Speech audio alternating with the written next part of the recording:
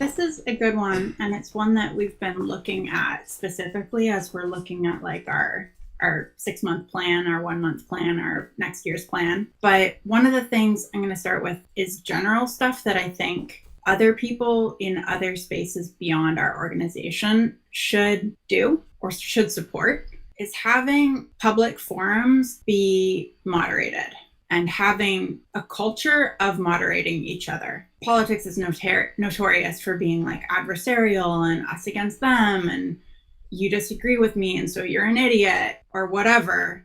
I see really pervasive like belittling of people who disagree with each other and their intentions across the board, definitely in the election science spaces especially, but also on our social media spaces where we're debating this on Twitter or we're debating this in Facebook groups. That kind of thing, when I first got involved, was like ubiquitous. And I think we've done a lot of work to sort of create a culture of including training for our volunteers. So if you volunteer with Equal Vote, one of the earlier things that you're going to get is some advice on how to engage with somebody who disagrees with you, not using logical fallacies, not using personal attacks ad hominem, trying to identify somebody's why statement. You know, why are you debating this? Why do you even care about this? Can we find common ground?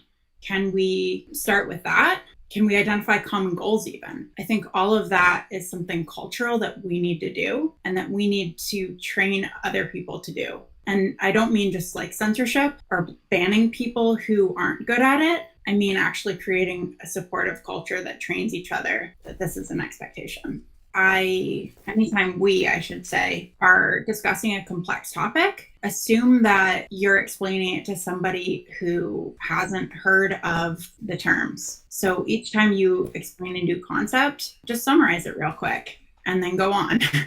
Or give an example. And there are lots of ways to do that, to reframe wonky talking points into accessible ones. So when we talk about vote splitting, I think I credit a lot of this to my mom. But when I first started telling her about what I was doing, she was like, what? No, you lost me. Like every time you say that, I just glaze over. Like, I don't understand. It's overwhelming. It's like stressful and triggering when you say wonky words that I don't understand.